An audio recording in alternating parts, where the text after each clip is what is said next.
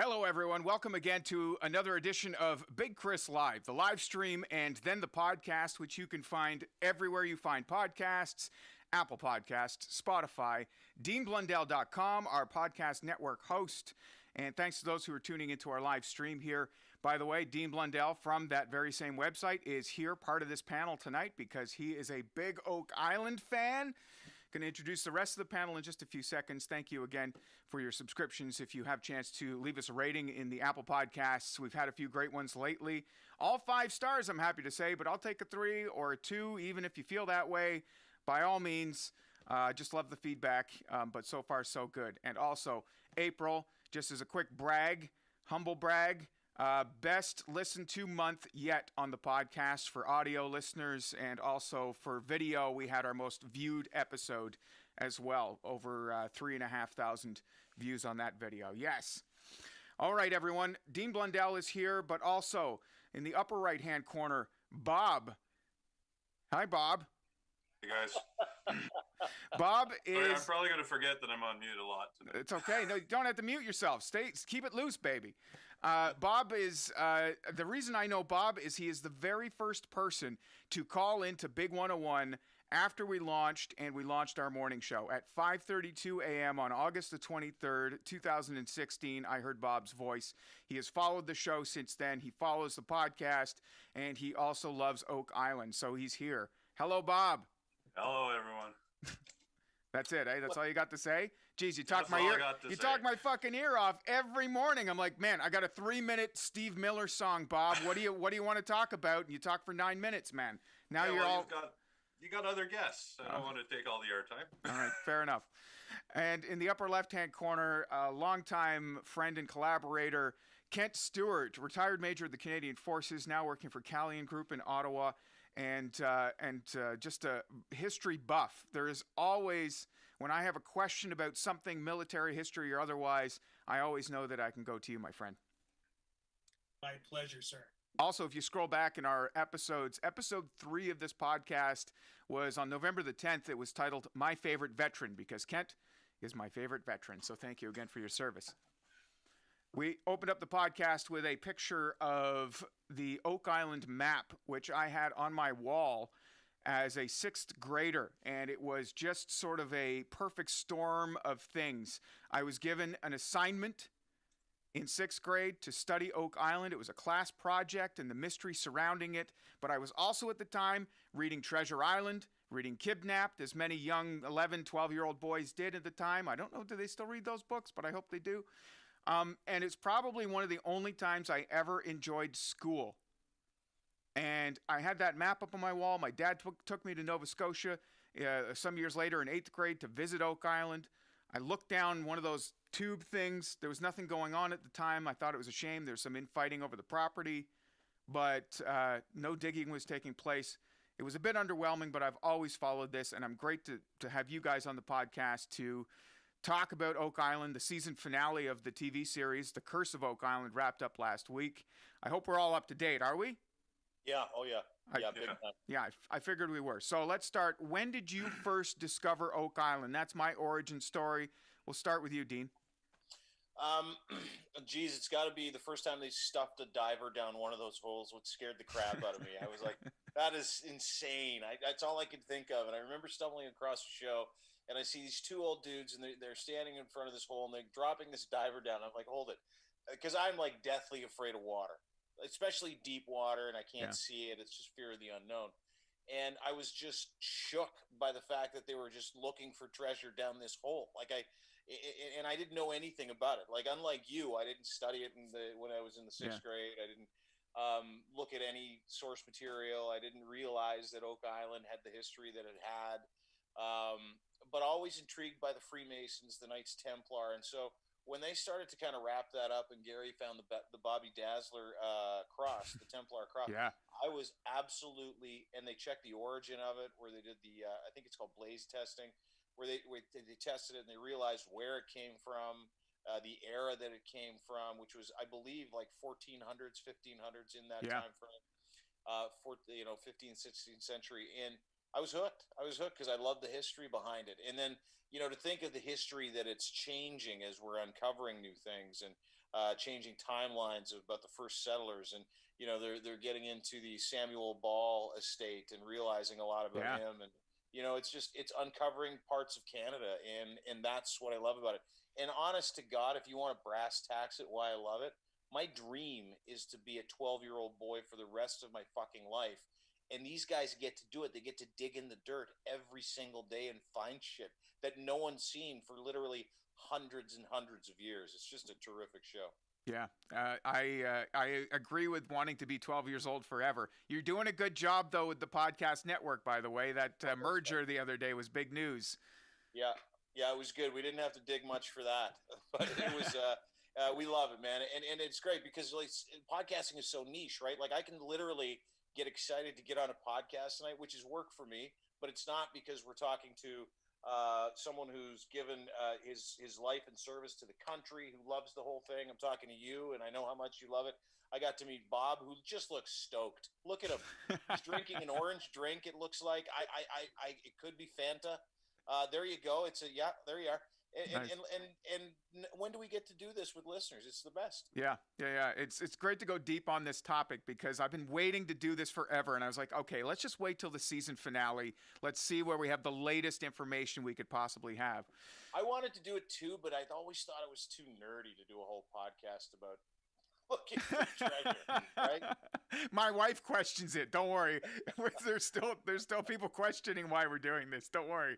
Melanie, and morning show co-host. Yeah, Melanie Martin this morning was like, Bob called in and said, "Hey, so 9:00 tonight?" And Melanie's like, "You're having fucking Bob on to talk about Oak Island?" I'm like, "Well, yes, I am." Yeah. So yeah, fucking because what? when we find people as weird as us, we hang on to them. We're like, "Dude, you gotta come on the show. We're all weird together." Yeah, exactly.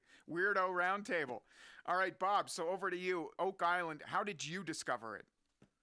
I was a big fan of the History Channel and just saw a promo. I thought, well, what's this? And I've been a viewer since episode 1. Okay, so both you guys discovered it through the TV series. Oh, yeah. Okay. Yep. And Kent, what about you? Where was your first Oak Island experience? Does it go as deep as mine? Put your helmets on. So, like you, I learned about Oak Island, and like the Laginas, I read that The Reader's Digest. the Reader's Digest version when I was in school. And I was, again, one of those, like you, I loved to read. I loved all that intrigue. And at that time, it was like one of those things I would love to go to Nova Scotia. I would love to see this place, just try to drink it in. It wasn't until I was my first couple of years as a young officer in the military. I was in Gagetown, New Brunswick. And there's a fellow by the name of General Amy. He's a World War II veteran. He was a general officer or made it to the rank of general during the war. Fought Normandy all the way through to the end. And he grew up in Chester, Mahone Bay. So one of the first tasks I had as a junior officer was to be his aide de camp. So he's retired and he does things, as a retired general officer does, and comes and spends time with the troops and does all that. So I had to drive to Mahone Bay from Gagetown, a good long jaunt, and pick up General Amy and bring him back to Gagetown. So I drove down. I've never met General Amy, but when I'm getting there, I'm going, this is close to Oak Island. This is crazy. So the whole way back from picking him up and driving him back to the base in Gagetown, which is about a 6-hour drive, all we talked about was his youth growing up in Mahone Bay and talking about all the things, Oak Island, that he remembered and the things that were happening through his childhood all the way through to coming home. And then, of course, later on when, some of the big digs started to take place on the island with Blankenship and the other fellow there that they wanted to put the great big honking tubes down. They were the first ones with the whole, what was it? Oil, from the train cars, the caissons. Oh yeah, the giant really caissons, right? From the train cars. Right. So anyhow, I got all of his stories from his youth, but there was a mixture of everything from Captain Kidd to Vikings to you name it. It was that was when I was a kid. It was all about pirates, and I thought it was. I'm wearing my pirate shirt tonight. You know, I mean, that's how I got hooked. But it's clearly, and we'll get into this as we talk more about what's going on currently with Oak Island. But it's looking like pirates maybe not really part of the thing. But that was the fantasy, was that it was pirate treasure, Captain Kidd's treasure, or Viking treasure. But yeah, not the case. Yeah, General Amy often said, he goes, pirates doesn't make sense because he goes, they're just like soldiers. They talk, and these stories would spread, and you could never. It's like, you know, you'd have to kill the whole crew to keep it a secret, because they're either going to find a way to come back to dig it up themselves because they were there as part of the crew. So General Amy wasn't a big believer in pirates either. He said it was always something. He said it was probably something from the Revolutionary War. That's what he believed. That's one of the theories that's floating around out there. But I, again, when you're dealing with soldiers, sailors, people talk, people tell tales, people tell their families. They pass things on to their kids to say, guess what I did when I was in the war? And those stories, they perpetuate through time. And General, can I just ask you a question? If you're saying soldiers can't be trusted, can we trust you in this podcast? Absolutely not. Okay, good. I will spit a tale so deep. Oh, good. Well, you know what? That's the thing. We'll get into the specifics of what we've gotten up to date with, I guess, in a moment. But like, there's a new road that they've discovered in the latest season, which dates back to the 1400s. I mean, that's way before anyone thought that there was any activity or anything happening on that island. This roadway looks like it was a pier. Looks like they were offloading something huge with ox shoes, so they had actual beasts of burden to haul stuff. I mean, this could be... Why would you need a road? Why else would you need a road to sustain the weight? But the road would not have been built overnight in the cover of night. I mean, and they had campfires, which means they were working 24/7 on it. But they couldn't. They would have taken what, months?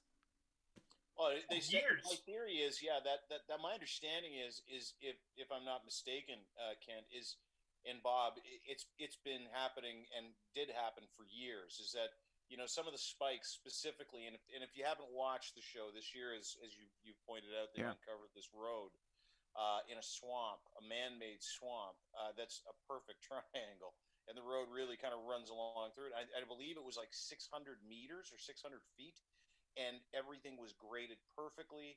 The road that was put down was cobbled with different pieces of rock that were perfect sizes. There was cribbing under parts of the road as well, and that was literally. And you know, as someone who loves history, if you've ever been to Dublin and you realize how young Canada is. You know, it's not that old when you think about it, but it's life-changing and history-changing in the country. When you think about, that would have been probably the first cobble road ever put in the country, right? Yeah. And they uncover this road and the engineering that went behind it. And their theory is, and I like this theory, and I'd love to know what you guys think, is that it took several years for them to prep that area, for them to get it to the point where they could do the work, where they could lower what they needed to lower into it, whether it's the Ark of the Covenant or whether it's Shakespeare's great work, whatever it is, billions in silver and gold, Bobby Dazzlers, what have you. Mm-hmm. But these things, it required that kind of time, which I think is really incredible when you think it just speaks to that kind of treasure and how important that was and what must still be down there. Yeah, there's no way, I don't think that anybody's gotten to it. I mean, I'd like to think, there's some conjecture over that. And for those who are unfamiliar with this and who are just playing along for the first 14 minutes of this podcast and being like, all right, what's this Oak Island thing all about? I'll quickly just run down the sort of history in that it was in the 1800s that they found a shaft. They found I'm pushing all the wrong buttons here. There's the picture of the shaft right there, which went down several ways with different layers of all sorts of stuff. And then they found a stone at 90 feet, which had a weird inscription on it, which I believe, there it is right there. That's a picture. That's a replica of the stone, because that's another mystery. They don't know where the stone is. But the translation they think they had said that something like 40 million pounds is 90 feet below, or something to that kind of translation. Like it indicated. quick question: did they not find the stone underneath like an old library? No, they Couple proved it seasons wrong. ago, They and proved then that wasn't it. did they? Okay. Yeah, unfortunately. I want to know where the stone is because, you talk about the secrecy or how there's no evidence of them even building a road or any oral history of anything happening on the island. Well, where did the stone go? Like, is there a modern day cover up? I mean, that's taking things a little far, but that for me, I wonder if there's still an organization that does not want that treasure found. Is that too far to go? I think the stone is one of those. I think it's part of the myth. I don't believe that there was a stone. To be honest, Really? I think that was part of the marketing, if you will, to keep people interested and to invest in the early groups that were digging there. They thought there was something there, but to keep people interested, we had to come up with something. But why would you put a stone if you're the depositor? Why would you need anything to indicate how much is down there? That's true. Yeah, that's true. You only worked for about 7 years putting it there, and you're going to leave a stone going, here it is. yeah, and we'll have a whole like manuscript with all the expenditures and everything, a ledger, if you will. That's what it was. It's going to lay it all out for you. Here's how much you can spend. Yeah. But this giant, it's just like an ATM receipt. Yeah, it's an ATM receipt, Bob. Yeah. But this shaft that was down there, they ended up, after getting down there, you can see in the diagram on the screen for those who are watching that there are flood tunnels that were attached to it. And then here's where the flood tunnels are allegedly coming from. This has been investigated by the TV series as well, that there are flood tunnels that come out from the ocean in certain types of drains. And then they flooded the shaft, and the treasure hunters were not able to get down deep enough. They dug the whole island is a pincushion by now because it's been over 200 years of people digging shafts, trying to get in, get down, get here, get there, which has also made the investigation pretty difficult on the behalf of the guys who are doing the TV show, because how do you know what you're pulling up right now? We found a shaft. Well, from when in the last 200 years? So that creates a lot of, like, there's the storytelling conjecture or the storytelling mistruths, whether it's the 90-foot stone or other stories that have been told about the history of Oak Island. But then there's also just being able to figure out what's what underground, which I think is part of the mystery unto itself. Yeah, it is. It's funny. It's weird because, you every week you watch and every week you get excited because they're uncovering something, and I feel like it's part of as Kent was saying, there's a bit of a sales job with the TV show too, if I'm to be brutally honest. I do love it, but every time the voice guy cuts in and goes, is this where the treasure actually is? That happens 25 times a show, right? Yeah. So, and they'll pull up like a piece of leather from a 400-year-old boot, and we'll all get excited. Yeah. But we're getting excited over like a bit of leather from a boot, a buckle, a button, things like that. But, these are significant in terms of the overall question that I think a lot of us come back to is, who the hell was this? I mean, sure, we want to see the treasure. We want to know the treasure. But the other thing that's stringing me along, at least, is who was it? Does anyone want to kick off our roundtable on conspiracies or theories as to who it was? I think Bob does. Yeah, Bob, you've been quiet over there. What do you think? Well, no, I was going to say that I may not want to say stuff because I might look as foolish as some of the guests they've had with their theories on the show. Yeah, there's been some good ones. Just look up at the stars and line up these things, and it's exactly precise. Yeah, the astrology ones are such a stretch for me too. Yeah, I hear you, man. Right down to the micron. I'm happy to start if you want. I could volunteer. All right, please go ahead. Okay. So we all know the Vikings came to North America in, around 10,000 AD. Yeah. And L'Anse Meadows is there. It's proof positive. But if, we really have to understand how these people worked, and they were avid travelers, and they would have not have stopped just there. They would have kept going. Mm-hmm. And I'm convinced that they traveled down as far as Martha's Vineyard, the whole idea of Vinland in their saga. So I'm a firm believer that because of their technology that they had, and they were voracious traders and voracious travelers, they probably went further than lots of meadows and further down the Atlantic coast. Which brings me to the next piece, and I'm just going to try to do this in quick little bits. When the Vikings were being, Christianized, to use that term, or Catholicism was starting to reach them. They had friars and religious people that would travel with them and go to their homesteads where they were, where they're all set up. And these are the people, because they could read and write, they would actually start writing down the sagas of the Vikings. And of particular interest to these people is where they say they've been, and trying to trace, they've been here, they talk about traveling here and finding these things. And to these early friars and these the Catholics who were writing all this stuff down, all that information goes back where? The Vatican. All that information is being sent back to the center of Catholicism at the time.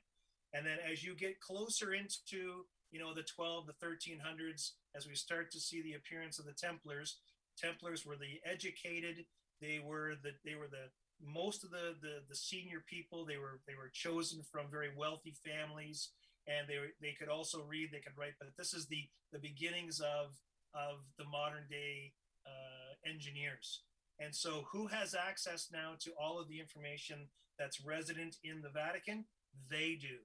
And they are just drinking it up, and they're reading all these things about where people have traveled. And these Vikings, of course, have got these amazing ships. And early Templars, they were all over the Mediterranean. They were not only soldiers, but they were great sailors as well.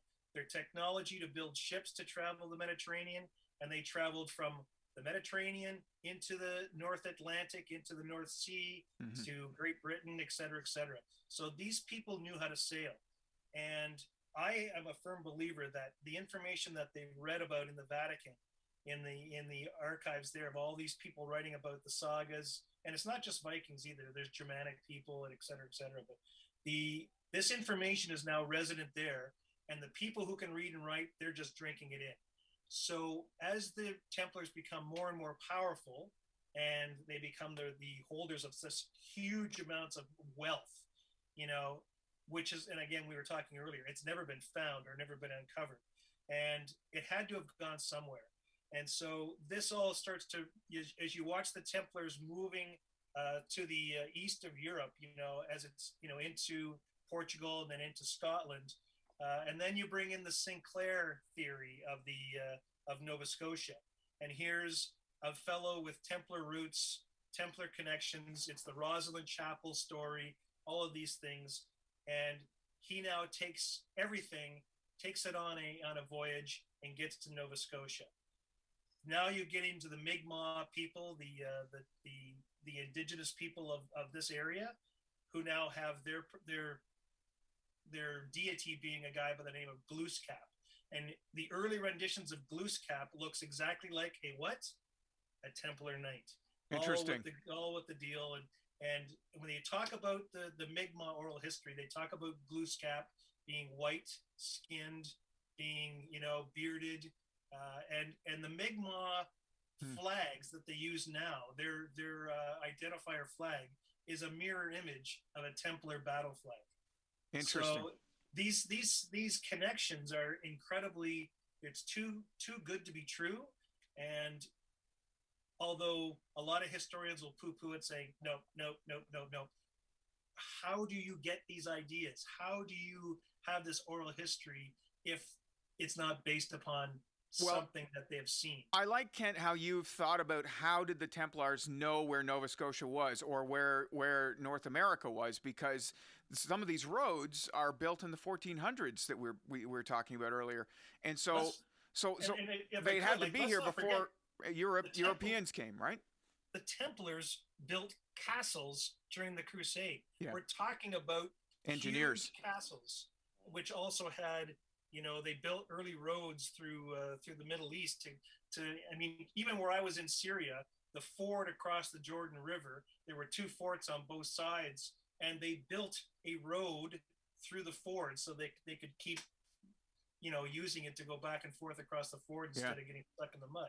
So these people had the technology to build this stuff, and they were very, very smart. So Okay. I just think that the connection with the information that's resident at the Vatican, it's too good to be true that all of the educated people who are in and out of there, they've got this information. They know there's another landmass out there somewhere, and where do we take all of our wealth before it's reclaimed? Yeah, because it wasn't safe anywhere in Europe or in the UK because they were marked at that time too as well. That's interesting, Ken.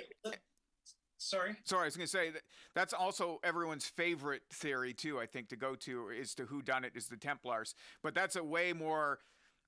I love the description, and I love how you sort of presented it there. Well, the Templar theory, and I'm going to temper it by saying by this time you now have the last remnants of what Templars were. So you figure the end of the Viking era was 1066. We're talking about the Battle of Hastings. It's William the Conqueror. That's the end of the Viking regime. That's when everything stops, really, for the Viking people. But then you're starting to have people become more educated. They start to read and write. It's not just, there's a lot of Latin, of course, but there's that thing. So it's the way Catholicism is moving through Europe and Northern Europe at the time, and converting people is important to the story of how things are moving. And Catholicism also, I hate to say it, but it did bring us a lot more education because people had to learn how to read the Bible, et cetera, et cetera. So you had people starting to read and write. So it's important to know that piece. Yeah, it's more so Catholicism the later years that I have a problem with. Well, I'm sure it was all over the place from the time beginning. Well, that's true, yeah. But it's interesting how, when we start talking about the occupation of Nova Scotia, this idea of Glooscap and... That's cool. I'd never heard that before. That's wild. Mi'kmaq oral history is fascinating. And so this is the piece that I think that historians are afraid to tread upon for some reason, but there's a lot of connections here with the Mi'kmaq people. And because it's oral history for the most part, it's either been forgotten or forgotten is really the big part of it. So it's hard to believe that something over at Oak Island, having to build all these things, would take years and years, and not to mention the amount of people it would take to build what they've done there. And the dedication to a cause or to a united cause or a united creed that would compel you to stay quiet about it. That's the other thing. Right, yeah. Correct. So how do you hide all these people? How do you feed them? How do you hide, this is the one thing that they haven't found on Oak Island is like the midden piles, like these, where's the garbage heaps? Yeah. Did it all just go back into the ocean? I mean, you can't hide hundreds of people doing all this work. How do you do that? Kent's going with Templars. So, I wanted to temper that, saying this is what the Templars sort of, they're being killed off. They seem the most, it seems like the right place, right time, the right ability as well, because again, I wanted it to be pirates when I was a kid. But now after seeing this, I'm like, pirates aren't fucking smart enough to do all that. The amount of engineering that it would take to build a money pit like that with booby traps coming in from the ocean, to build that road, there's no way pirates could have done that whatsoever. Not to mention how to use cocoa or a coconut fiber to actually, filter out the sand that's coming through those box drains. Yeah, the drains. That's ingenious. Yeah. So you had to have had some idea of what coconut fiber was. Yeah. And how would you know that? Yeah. Anyone else want to rebut that or have any other inputs on who done it? Because I think Kent, you really laid it down, man. Yeah, did he ever? Totally, eh? Yeah. And you know what the crazy part about what Ken is, and I don't think it's crazy at all, but that's a whole other story arc when you think about the Viking aspect, the recorded sagas, and how they went back to try and figure out exactly how the the world had been conquered before, hundreds of years before other people did, right? That's what the Catholics did. They went and scooped information from people back then.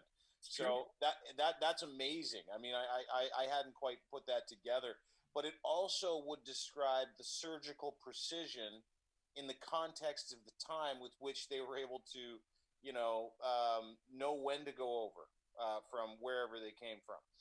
Shipping lanes, not that we have shipping lanes back then, but like, seasonal stuff when it comes to being able to make your way over there. And then if you think about that, then the other parts of the story kind of make sense too, right? In my mind, which is if they were at this for 7 years, they knew what they were going to build. Like, who just shows up with coconut fiber to a dig?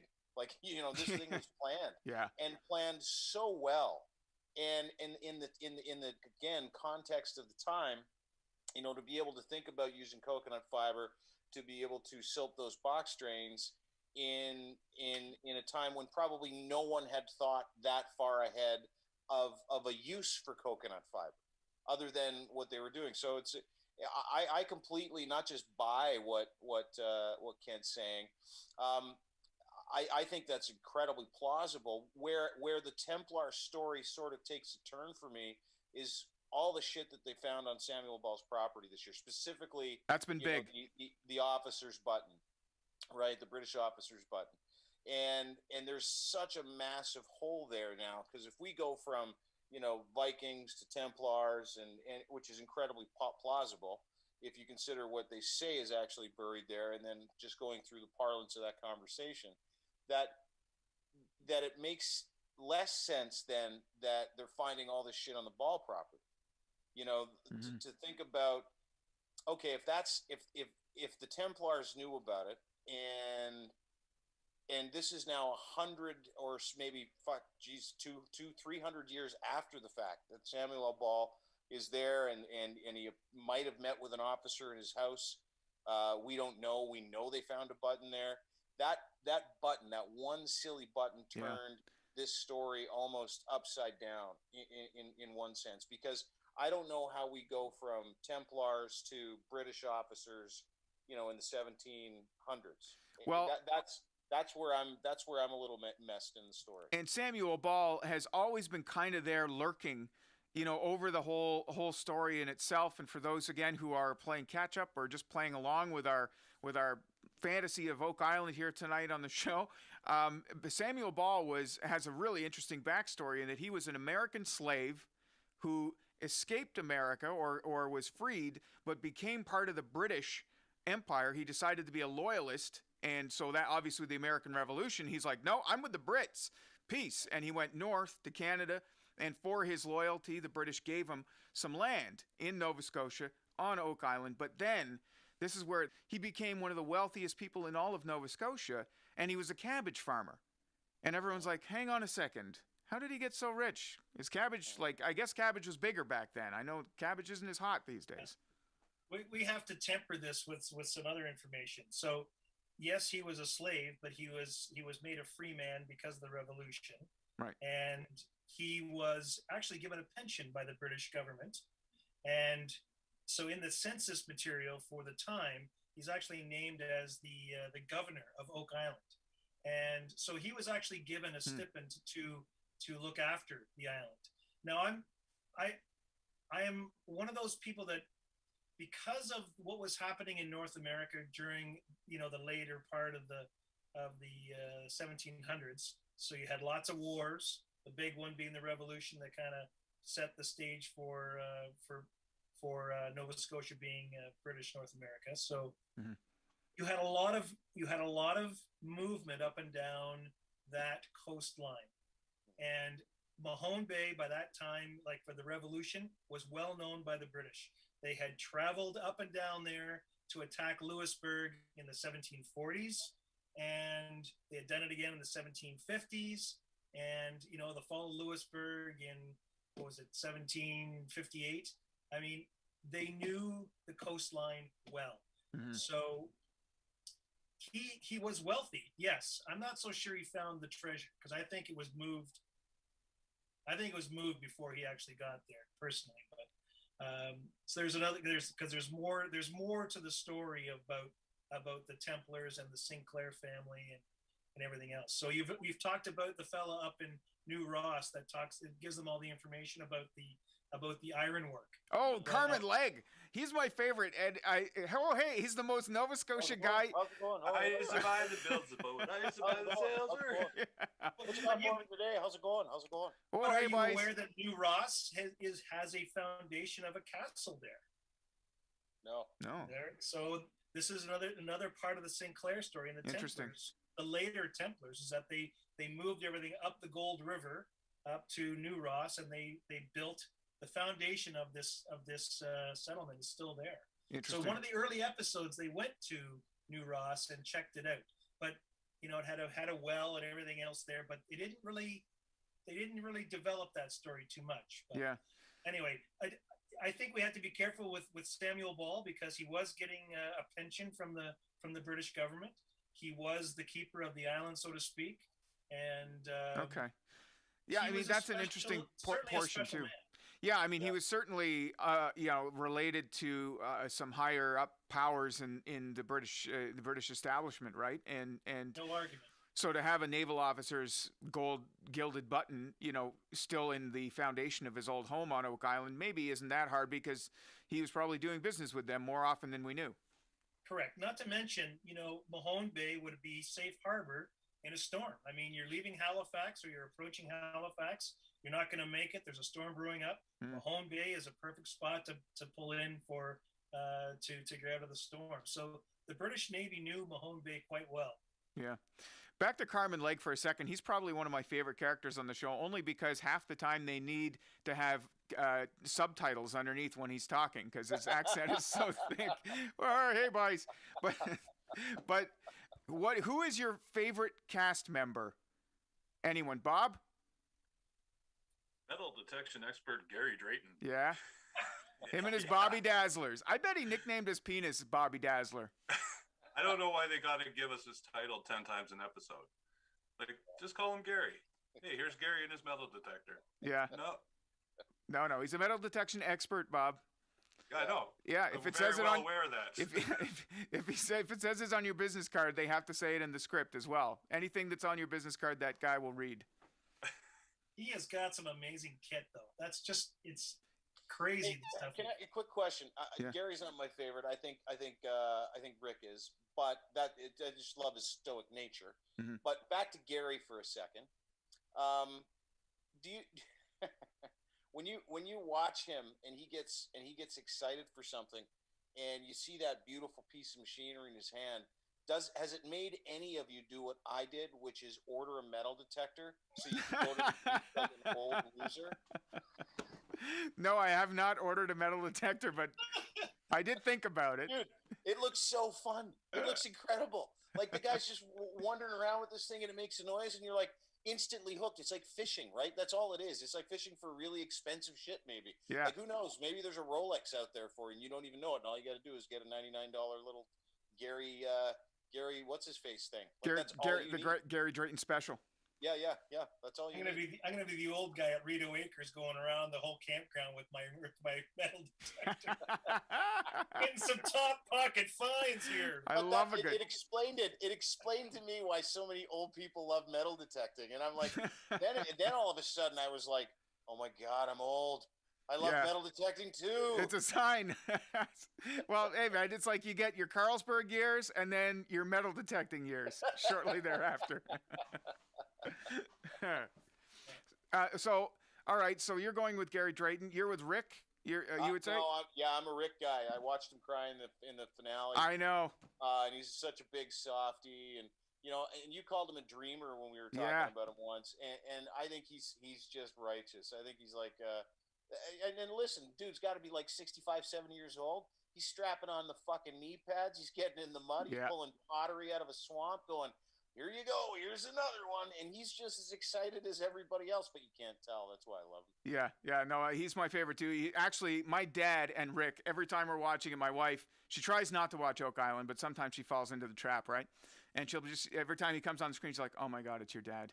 He'll be crying over something. And she's like, oh my God, it's your dad. Kent, what about you? Who's your fave? I gotta go with the Billy the Excavator. He's my favorite dude. He's he's just there for the show. I mean, Yeah. he knows how to run everything. Oh yeah. You want, yeah, no problem. I'll just scrape that a little bit here, a little bit there, and but It could literally be 4,000 below zero, and he'd be in shorts too, right? Yeah, he's a shorts guy. Yeah, nothing wrong with that, eh, Kris? No, not at all. Nothing at all. Shorts year round. Yeah. Well, listen, like I find him to be just a again, you want to talk about thick East Coast accents, he's got one of those too. And he's just oddly misshapen as well. Like from his haircut to the top of his head to his body, he's just very looks like SpongeBob SquarePants, dude. Yes. Yeah, I knew I go Blue Noser. Yeah. Can I ask a question? Sure. Can I ask a question for the panel? I know it's your show. Hi, I'm Dean. Thanks, everybody. Hi, Dean. Welcome. I have a question, and I'll start with Kent because he referenced it earlier, how he thinks it's been moved. Do you think they're chasing after nothing? Do you think there's anything down there? I think the bulk of it was moved. There might still be some remnants there, but I think the bulk of it was moved, and I think that's what the young lads found. But then there's the question of why would you fill it all back in again if you were trying to if you had already removed it? So there's that piece as well. So I think there's bits and pieces. I think whatever mechanism they had, they were able to get in, take some out, because that would make sense for a bank, you know. Yeah, so that's been my theory, is that it's been because of the amount of evidence in different timelines. Not all of it is people looking for the treasure. It doesn't quite all add up yet. I feel like it was some sort of rudimentary stash or bank that somebody, maybe the Templars, maybe someone else, could go to and make a deposit and store stuff, or a withdrawal or whatever, right? And that there was maybe some sort of trick to getting through the booby traps, or maybe there was a back door or something that they could have gone into. Is that too crazy, or? I don't think it's too crazy. The Templars had things like that in a lot of their tunneling systems in some of their castles. Well, they were great tunnelers too. That's another piece of evidence, right? And they were. So I would come back to, I think a lot of it was moved. Maybe not all of it, but I think there's some mechanism to get in and out of it, which of course has been lost to us in time. And the other thing I wanted to bring up was the cocoa fiber. It's an interesting. They haven't picked up on. I'm surprised they haven't talked about it. And again, but the Romans used cocoa fiber in the Mediterranean for building their roads and building other devices. The Templars used it in the Mediterranean to mix with their concrete to build their castles, and so it's a piece of material that was well known to engineers of the time. So it's interesting that it would show up in North America in a very interesting engineering marvel in my opinion. But anyway, to answer your question, Dean, it's like I would like to think there's still something there, and maybe there is still something quite significant. I just hope it hasn't been destroyed by the numerous digs, the numerous attempts. I mean, they're still bringing bits and pieces of things up, like the leather binding is fascinating to me. You know, if it is Templar, they would keep records. They would have books. They would have ledgers. Yeah. Well, didn't they find?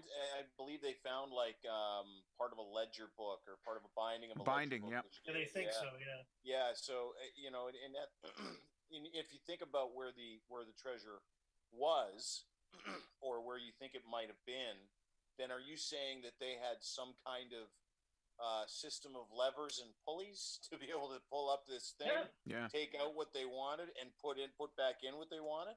Absolutely. That is fucking fascinating. Like national treasure. Yes. Yeah. I think it. Yeah, but they used Oak Island like a bank almost, which would explain why they put so much fucking work into it. It kind of would explain, you know, the rock pilings and the cribbings, the old cribbings that they found this year too. You know, the fact that they had a forge built on the island. Yeah. Well, I think several. Like that's what we're finding out. It wasn't just one forge, right? They had several forges built. Yeah. I mean, They would have to. yeah, what could you be building that you need several forges, ox shoes, a giant port, a cobblestone road, that all and let's we haven't even talked about the ship yet. I mean, there's a ship. I mean, we can all agree there's for sure a fucking ship buried in that swamp, right? Like, Pretty sure. yeah, Yeah, there is, and it's not a man-made swamp. It's a natural feature. Oh no, it's man-made. yeah, You missed the episode. Well, the one episode they mentioned the sea levels come up a meter every 100 years or something. So as the sea level is going to come up, sediment's going to rise in the swamp. Right? interesting. Mm-hmm. Well, sediments Does anyone here watch the spin-off Drilling Down? Yeah. Yeah. Have you watched the most recent one where they talk about the upcoming season? Baby was crying. I was trying to watch it, but Anyway, the handrail they find in the swamp, they say it may be a wash-in, like it may have come in from the ocean and settled in the swamp, and that's when they bring up Vikings again, because they say that may be from a Viking ship, but I don't think so. I think there's a ship in that swamp because it was a port. It used to be a port. That's why there's a roadway there. So the But I theory, don't think it was man-made. I think it was natural feature, and that's why different people over the years have used Oak Island for different purposes. Okay, but what you're saying, Bob, is like, yes, there was an opening there where ships could come in, but then it was closed off. Yeah, at one point in time they needed a road across there, so they created the block, and that's what created the swamp. Yeah, because I mean the one structure they found last year actually went right under the road. That's right. Under the man-made road. Yeah. So obviously that structure was there long before the swamp was there, or the new road, I should say. But by closing it off, they created a man-made feature. yeah. Well, but they never did say when that road was when it was closed off. Right, but that used to be open water, is what we're saying. Like right at that point, where the eye is at the top of the triangle, that man-made rock eye. If you work your way back and all the stuff they're finding underneath the road, I think we all agree with what we're saying. We're just saying it differently. That that was open water at that point, and that's why when they uncovered that road and they found the cribbing and they realized that road was probably to offload and to push things up the hill. Yeah. They were putting boats on that. They were parking boats right next to it, right? They were mooring boats there, so that had to have been open at some point. Yeah, I agree. Yeah. And you look at the timelines. The furthest in, so near the eye, where that road goes up and then cuts across, that they've now established. I would say that's probably one of the early roads from the lining on the side of the what's now the one part of the swamp that would have been sort of part of the port or the dock. Yeah. And then as it filled in, if they did drop a ship in there or whatever the hell's in there, but as it filled in, they had to move the road. So that's what I'm talking about, years of work here that's been put into place. And then the extension of that wharf that goes, the road's over top of it now, but it keeps going out into the ocean. So as the tide comes and goes, you've got the ability to bring a ship closer, or you have to bring it further back. But that's why they needed that road to bring all the cargo onto the I just I really was that was a big disappointment that they weren't able to prove that there was a ship in that swamp this season. I know they're gonna. I in my heart of hearts know they're gonna prove it probably next season or soon, because don't you find though that sometimes when we say stuff like that about this show, like I was really excited for the big dig this summer. All of a sudden, COVID hit. And you're excited to see if they find treasure every show. They don't find treasure. It kind of stopped. It has sort of stopped being about the treasure. For me, it has. Yeah. Like it's not about if they ever find a goblet or a crucifix of Jesus or 3 million pounds of silver. That's great. It's almost like a fucking bonus. Yeah. But the history that they're uncovering and the kind of work, the mental work that goes into trying to figure out the engineering as they're trying to explain it. And here's what a show like that does for guys like us, right?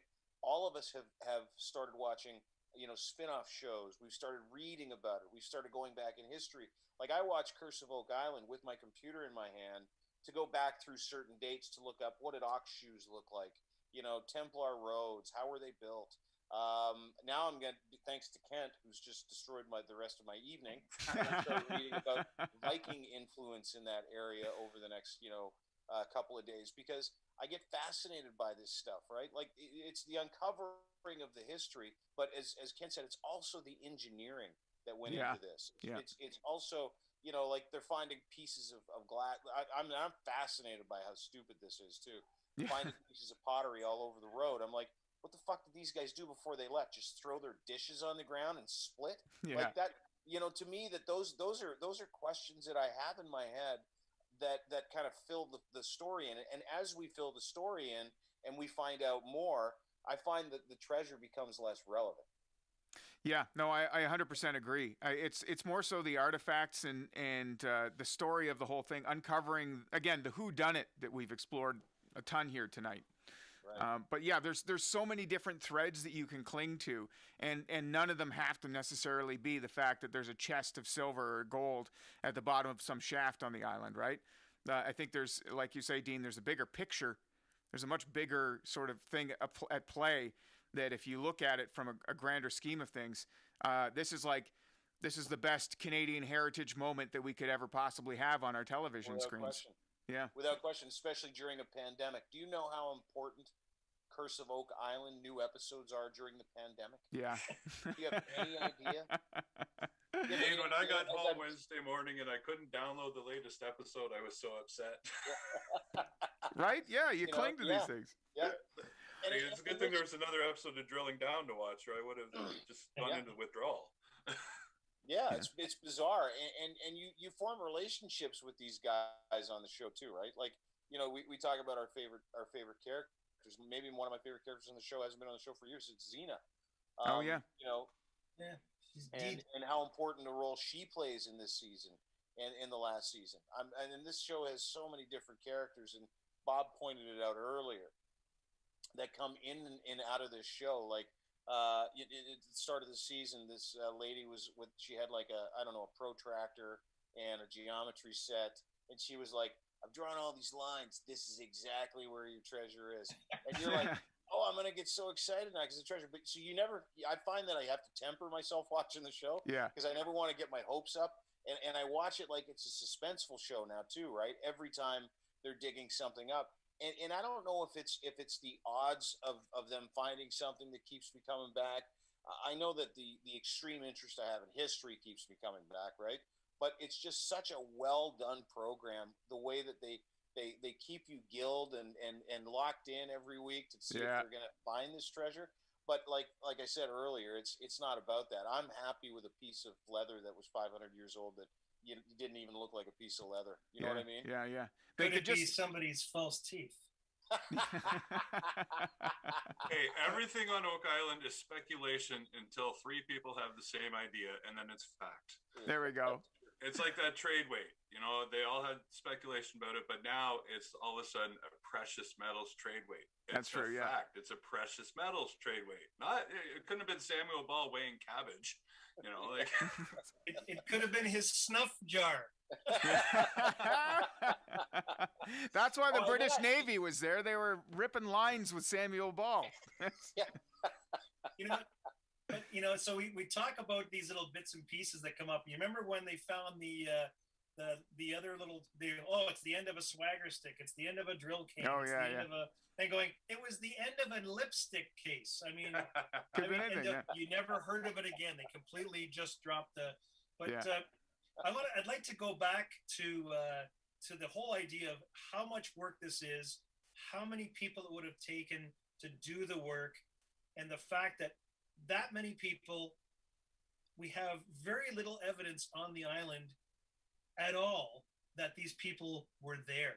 Yeah. And it's like, it just amazes me how well they either got rid of their garbage, and et cetera, et cetera. And even Samuel Ball's area. I mean, they're not finding a lot of refuse that would normally be in a sort of a farmer's yard. As such. So, and a lot of burning must have went on, but I just this is where I come back to the whole idea of it had to be an organization that kept its secrets very well, because there's absolutely no records of anybody being in Mahone Bay at that time frame ever. Even like I was saying to you earlier, Henry Hudson, when he had his first trips across the Atlantic, he went very close to that area before hitting the Verrazano Straits, and he could have gone in there and fixed the mast of his ship at one time. But at the end of the day, no one talks about it. Yeah. There's no written record at all. Yeah. Zero. That's the first time that anyone really had heard of Oak Island for anything notable, was the discovery of the money pit originally and that first shaft that they dug. And other than that, there's no real history to the place. It's pretty unnotable. You're right, Kent. And guys, we got to wrap this up. It's almost been an hour, and trust me, I could talk Oak Island forever. Hey, listen, I know it's time to wrap up because Bob now has his cat in his lap. It's nighttime what's your cat's name, Bob? This is my 25-pound cat, Finnegan. All right, Finnegan. Yeah. It's a big ass cat. Boy. Could it be a cat, or is that? Could it be? Could it be a cat?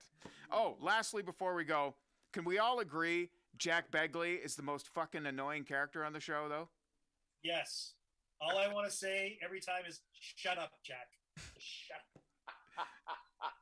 Shut the fuck up, Jack. Poor Jack Begley. Hey? No. Yeah, you Poor feel Jack bad for Begley. him? All he's ever done is dig on the sifting table and go, wow, wow. And there you are, ripping him a new one. And he's probably making $250,000 a year. So he's an executive producer. You see his name in the credits. He's executive producer. He's probably making a ton.